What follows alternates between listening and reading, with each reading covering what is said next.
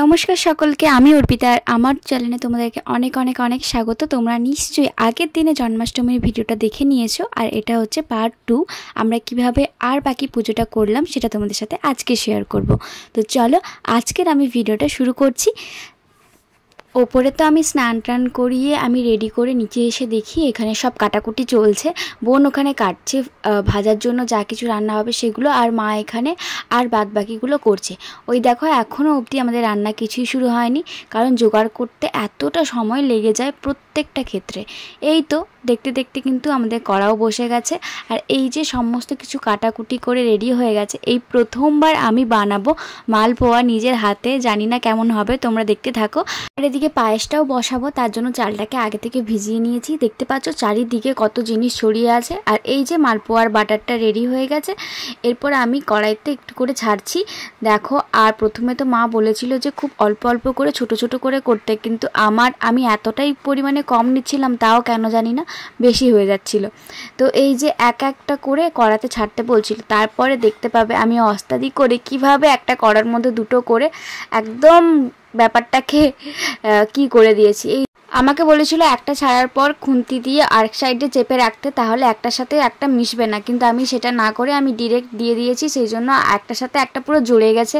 কি করে ছাড়াবো সেটাও আমি খুঁজে পাচ্ছিলাম না, কারণ এদিকে এত গরম তেল। তো যাই হোক যা হোক করে আমি ছাড়াতে পেরেছি।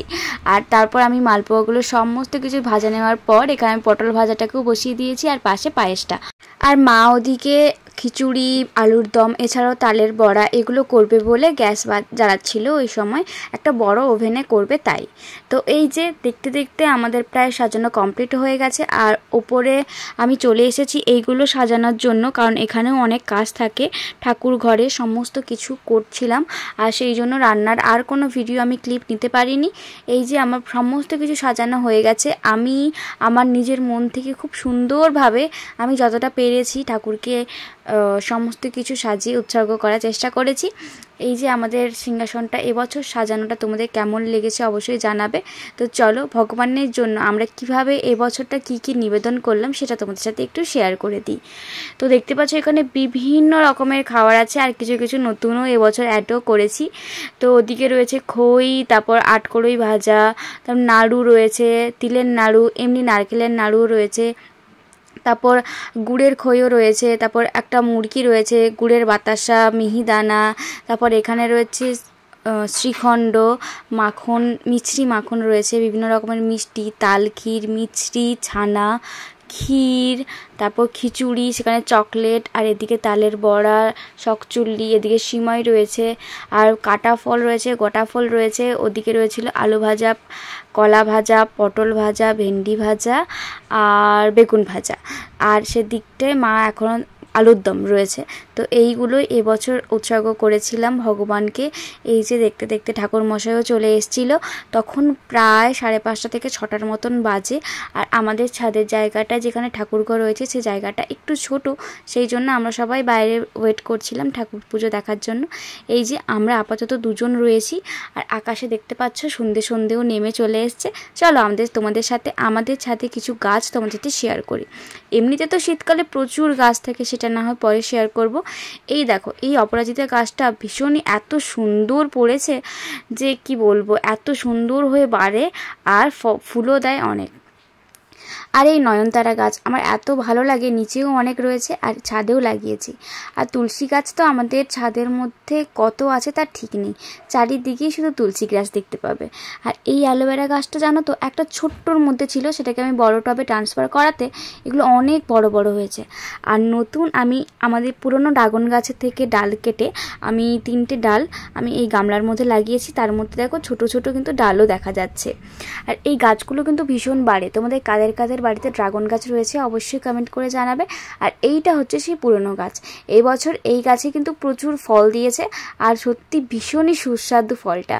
তোমাদের কাদের কাদের কাছে ড্রাগন ফলের গাছ আছে অবশ্যই জানাবে। আর আজকের আমার লুক হচ্ছে এইটা, একদম সিম্পল, কিছুই করিনি, কারণ এত কাজ যার জন্য শুধু জামাটা চেঞ্জ করেই চলে এসেছি। আর এই যে ঠাকুরমশাই চলে এসেছে, তোমাদেরকে বলেই দিয়েছি। এখানে তো আমি অর্ধেক কাজ করে দিয়েছি, আর বাদ বাকি কাজ ঠাকুরমশাই করছে। এই তো আমাদের পুজোও শুরু হয়ে গেছে আর এখানে ধুনুচিও ধরানো স্টার্ট হয়ে গেছে। আর হাতের কাছে কিছু না পেয়ে অগত্যা থালা দিয়ে আমাদেরকে বাতাস দিতে হচ্ছে ধুনুচির মধ্যে। তোমরা দেখলেই বুঝতে পারবে, কারণ কিছুই পাচ্ছিলাম না বাতাস করার জন্য, তাই অগত্যা এই থালাটাকে নিয়েই ভালো করে বাতাস দিয়ে দিয়ে ধুনুটাকে ধরানো হচ্ছে। তাই তোমাদের সাথে এটাও শেয়ার করলাম। তো চলো আমাদের পুজোটা কিভাবে করেছি সেটা তোমাদের সাথে এমনি র ক্লিপে শেয়ার করছি, এখানে আমি আর কোনো ভয়েস দিচ্ছি না। আর বাবা এসেছিল ছাদে, আগে বাবন ঠাকুরকে দেখা করে তারপর বসেছিল। চলো আমাদের পুজোটা তোমরা দেখতে থাকো।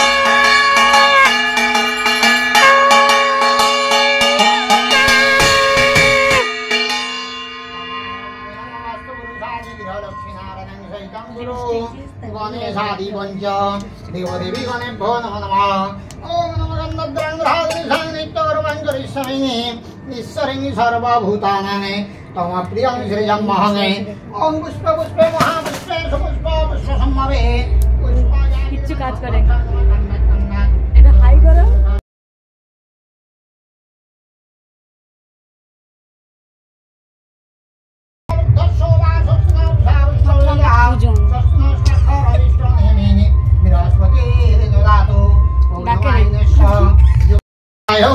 অগ্নেত্রত্রয় ষট করতল অস্ত্রায় ভট ও নম শ্রী সপরিবারায় সবাহনায় সাং শিবায় নমঃ ওম নমো ভারতী ভারতী গঙ্গা যমুনা সরস্বতী।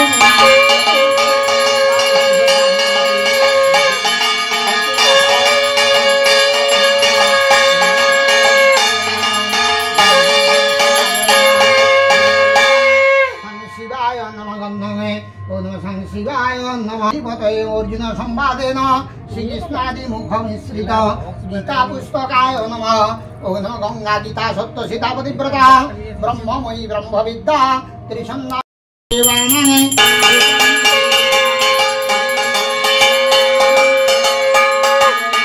দেখো দেখতে দেখতে ছাদে কিন্তু সবাই চলে এসছে। এই যে পিসুমণি কিছুতেই ক্যামেরার সামনে আসবে না, তাও নিয়ে নিলাম। আর ওদিকে বাবা দাদা বসে আছে আর মাও চলে এসছে, আর ও চলে আসবে একটু পরে, তোমরা দেখতে পাবে।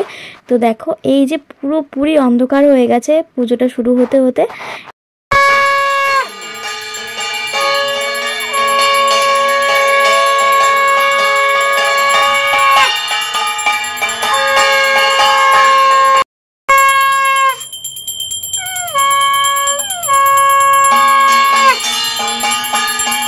এই তো পুজো পুরোপুরি কমপ্লিট হয়ে গেছে। এরপর আমরা সবাই মিলে পুষ্পাঞ্জলি দেব।